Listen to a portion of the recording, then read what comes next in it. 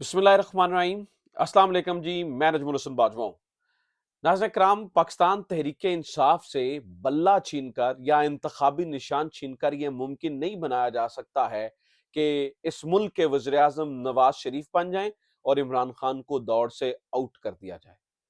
तहरीक इंसाफ के ऊपर मुकम्मल प्रेशर डालकर कागजात नामजदगी छीनने तक की कोशिश करके पुलिस से घटिया हरकत करवाकर भी यह मुमकिन नहीं बनाया जा सकता है कि पाकिस्तान तहरीक इंसाफ के बानी चेयरमैन इमरान खान वज़ीर आज़म ना बने और एक लाडला प्रो मैक्स नवाज शरीफ वज़ीर आज़म बन जाए।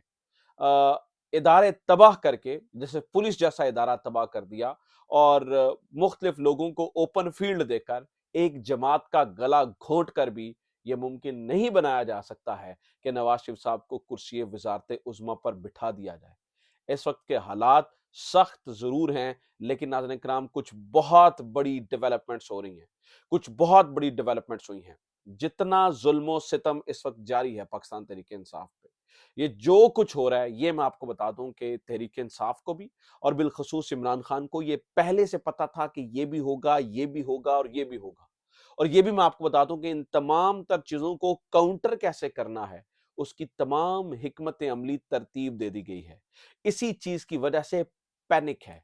और ये जो लफ्ज मैं पैनिक इस्तेमाल कर रहा हूं, ये लिटरली है। जहां पर फैसले होते हैं, उन बंद कमरों के अंदर इस पैनिक की सी सूरत हाल है। चूंकि ये सब कुछ करने के बावजूद भी नवाज शरीफ को कुर्सी वजीर आजम पर बिठाना और इमरान खान को इस वक्त कुर्सी वजीर आजम पर बैठने से रोकना, ये दोनों चीजें नामुमकिनात में से नजर आती है। ये तहरीक इंसाफ ने और इमरान खान ने इस वक्त क्या प्लान्स बनाए हैं, इस सारे जबर तशद्दुद और इन सारी चीजों के बावजूद भी तहरीक इंसाफ क्या सोच रही है, पार्टी के पास क्या क्या बैकअप प्लान है और वो किस किस तरीके से इसको काउंटर कर जाएंगे। ये सारा जुल्म जबर तशद्दुद बदतमीजी, ये इदारों को इस्तेमाल करके, ये पुलिस को इस्तेमाल करके, ये सब कुछ करने के बावजूद भी नवाज शरीफ क्यों वजीर आजम नहीं बन सकते और वजीर और इमरान खान किस तरह से वजीर आजम बन जाएंगे। नाज़रीन कराम, आज की वीडियो में मैं आपको यही तमाम तफसीलात आपके सामने रखने वाला हूँ और ये इंफॉर्मेशन बेस्ड एनालिसिस और कुछ चीज़ें जो तहरीक इंसाफ कर रही है, तहरीक इंसाफ के प्लान हैं, वो भी मैं आपके सामने रख दूंगा। इन तमाम चीज़ों की तफसीलात आपके सामने रखने से पहले नाज़रीन कराम, और आपको ये भी बताने से पहले दो बड़ी और भी खबरें हैं कि मरियम नवाज साहबा किस तरह से डरी हुई हैं, किस तरह से कागजात उनके वापस लिए, मरियम नवाज के कागजात रिपोर्टेडली वापस लिए गए हैं। वो क्यों लिए गए हैं, किस हल्के से लिए गए हैं, उसके पीछे रीजन क्या है और किस तरह से इमरान खान के दुश्मनों को इस वक्त पहला जो डंडा चला है उनके ऊपर, वो किस तरह से हुआ है, ये दोनों चीजें भी आपके सामने रखनी है। लेकिन इन तमाम चीजों की तफसीलात आपके सामने रखने से पहले नाज़रीन कराम, गुजारिश ये है कि अगर अभी तक आपने चैनल को सब्सक्राइब नहीं किया है तो आप हमारे चैनल को सब्सक्राइब जरूर कर लें।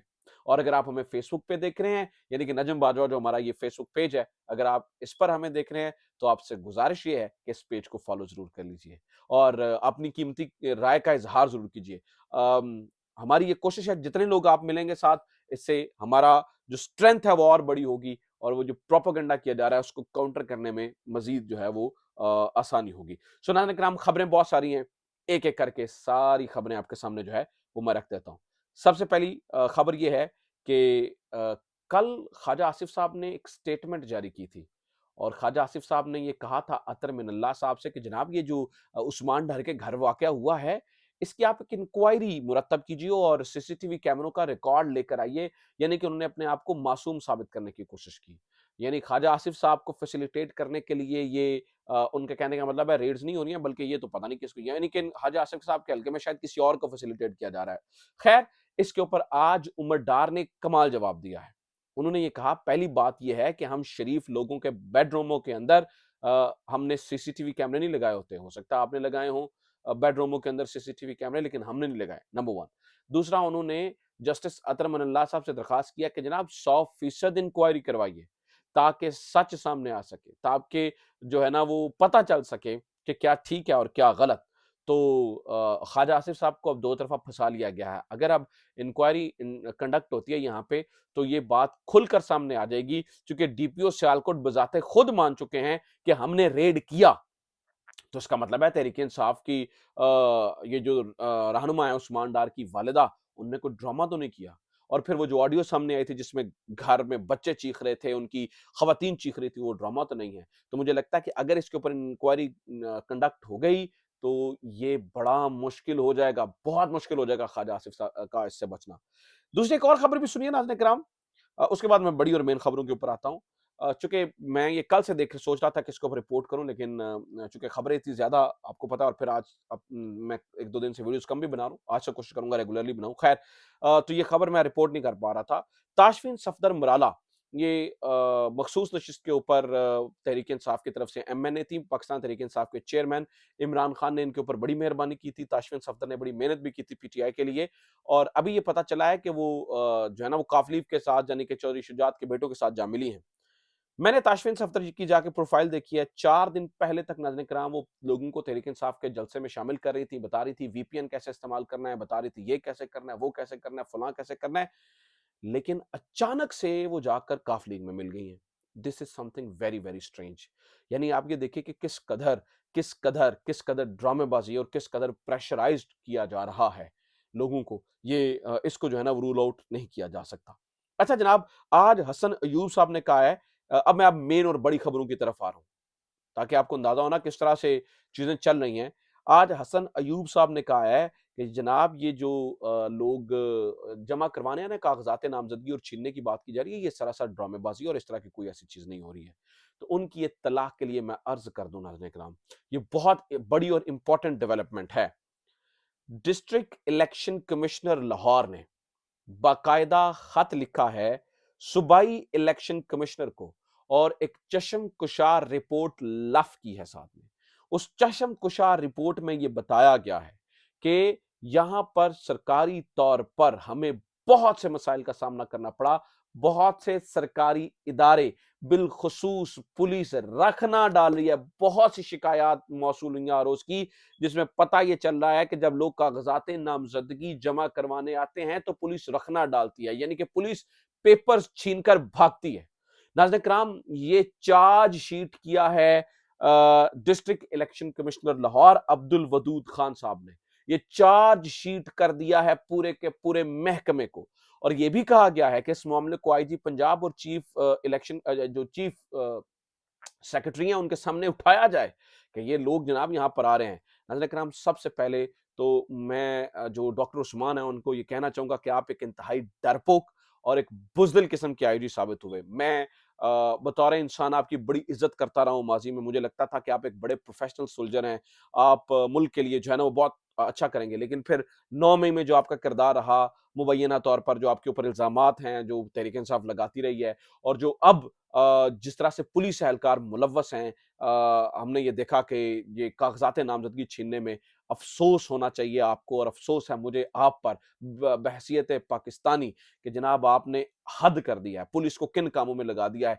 पुराने वक्तों में हुआ करता था, हम ये देखा करते कि जिसको पार्टी टिकट मिल जाया करती थी वो बड़ा खुश होता था कि मुझे पार्टी टिकट मिल गई है। अब हालत नाज़रीन किराम ये आ गई है कि अगर आप कागजात नामजदगी सक्सेसफुली जमा करवा देते हैं तो आप शुक्राने के नवाफिल अदा करते हैं। खुदा के लिए मैंने जो है ना वो कागजात नामजदगी जो है ना वो जमा करवा दिए। और आज आज आप देखें बिलाल विर्क के साथ क्या हुआ है। नाज़रीन किराम, ये मार के ना, अभी रिपोर्ट मिली है कि पंजाब पुलिस वालों ने, वो कह रहे हैं पंजाब पुलिस वालों ने मारा है। मार के आंख ज़ाया कर दी है। साबिका एमएनए हैं पाकिस्तान तहरीक इंसाफ के बिलाल विर्क, उनकी मार के आंख से, यानी कि ये जो आंख का ये हिस्सा हो रहा है, देख रहे हैं आप, इस आंख के इस हिस्सा को बिल्कुल मैंने अलहदा उनकी फोटो देखी है। ये वाली नीची जो पलक होती है, पलक का जो गोश्त होता है, उसको मैंने अलग देखा है। इन्होंने इतना मारा है बिलाल विर्क को, और वो बेचारा बंदा फोन करके रो रहा था। रिपोर्ट हमें मिली है। तो जनाब आईजी साहब, मैं इज्जत और एहतराम के साथ यही कह सकता हूं कि कुछ शर्म, कुछ हया, आप अपने बच्चों से मिलते होंगे तो बच्चे सवाल नहीं पूछते होंगे कि बाबा ये क्या चल रहा है हमारे मुल्क के अंदर, और आपके इदारे के ऊपर सवाल उठ रहा है। पंजाब पुलिस ने बड़ी मुश्किल से स्ट्रेंथ गेन की थी। खुदा के लिए उस चीज का ख्याल रखे। ये जो पुलिस एहलकार, मैं नहीं कहता कि आपकी मर्जी से मुलव्वस है, हो सकता है आपको इल्म नहीं है। अगर आप, मतलब बहुत सारे लोग कहते हैं जी आपको इल्म नहीं है, तो मैं ये कहता हूं अगर आपको इल्म नहीं है तो फिर भी आपको इस्तीफा देके घर जाना चाहिए कि आपको ये नहीं पता कि आपके सबॉर्डिनेट्स जो है ना वो क्या कर रहे हैं।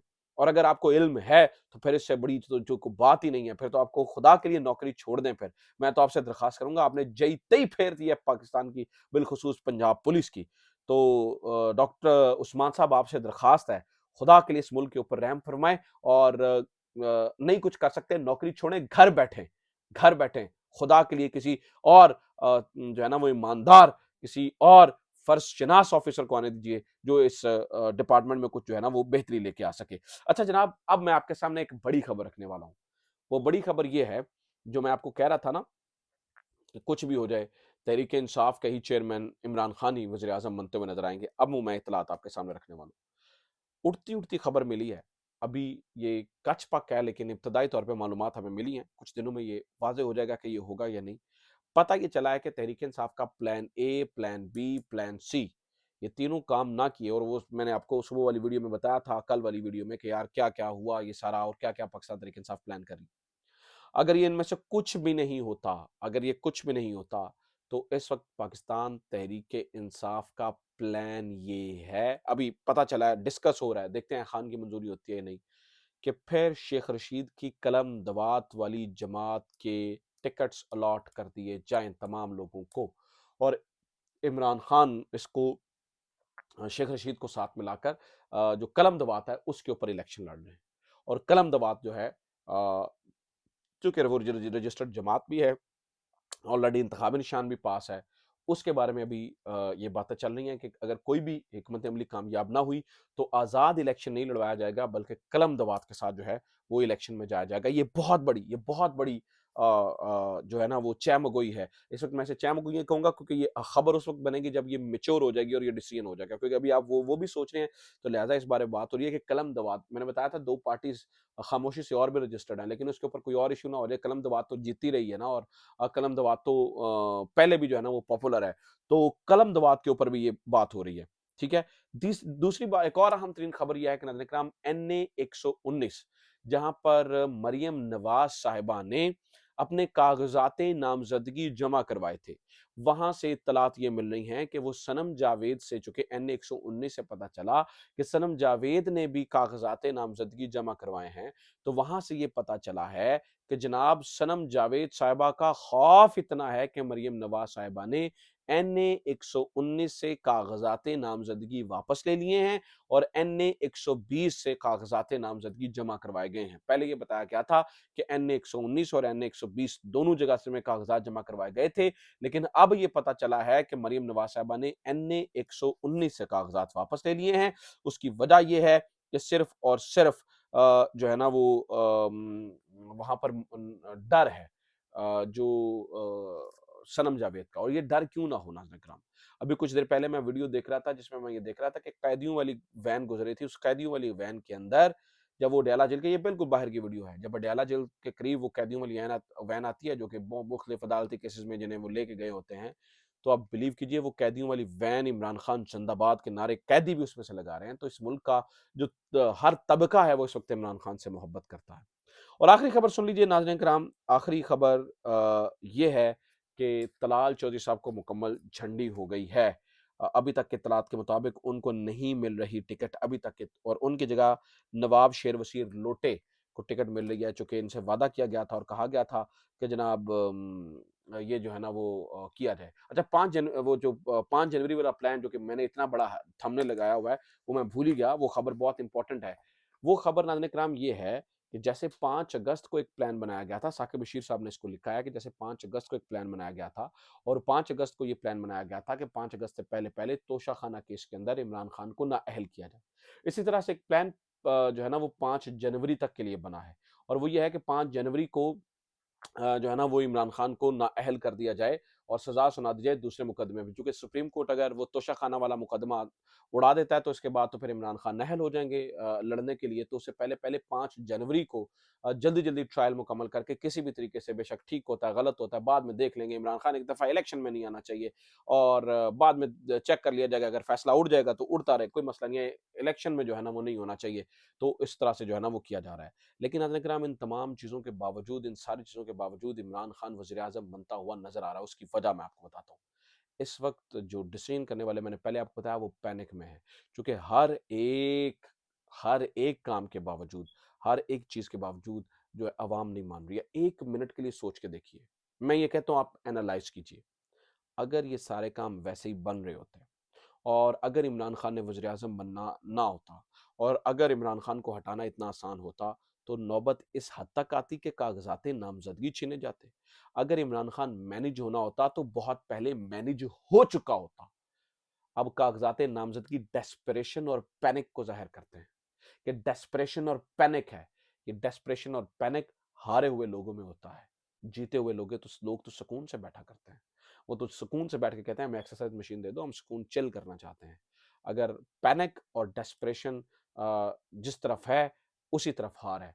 इमरान खान नाज़रीन इकराम प्राइम मिनिस्टर ऑफ पाकिस्तान बनेगा। अ, ये जो फ़ेज़ है, ये गुज़र जाएगा। ये अगर आप मुझे कहते हैं, तो मैं कहीं लिख के भी देने को तैयार हूँ। चूँकि इस दफ़ा थोड़ी गड़बड़ होगी, तो याद रखिएगा, वो जो भी कोई इलेक्शन होगा, वो सस्टेन नहीं कर सकेगा। आपको 2 महीने के अंदर-अंदर नया इलेक्शन करवाना आपकी मजबूरी बन जाएगी। इसके अलावा कोई हल नहीं होगा। हल सिर्फ़ एक ही है कि इमरान खान अवाम के वोटों की ताकत से आए और अवाम जिसे लेके आना चाहती है वोट की ताकत से, वही आए। और इस वक़्त नज़र यही आ रहा है कि हर तरफ इमरान खान का तूती बोलता है, हर तरफ इमरान खान की ही हवा है। So he will be the prime minister. आप और ज़िद पूरी करना चाहते हैं, ले आइए कुछ देर के लिए, 2 महीने नवाज़ शरीफ नहीं चल सकेंगे ऐसे माहौल के अंदर। नए इलेक्शन की तरफ जाना पड़ेगा और फिर भी वज़ीर-ए-आज़म कैदी नंबर 804 ही होगा। अपना ख़्याल रखिए, खुदा हाफ़िज़, पाकिस्तान ज़िंदाबाद।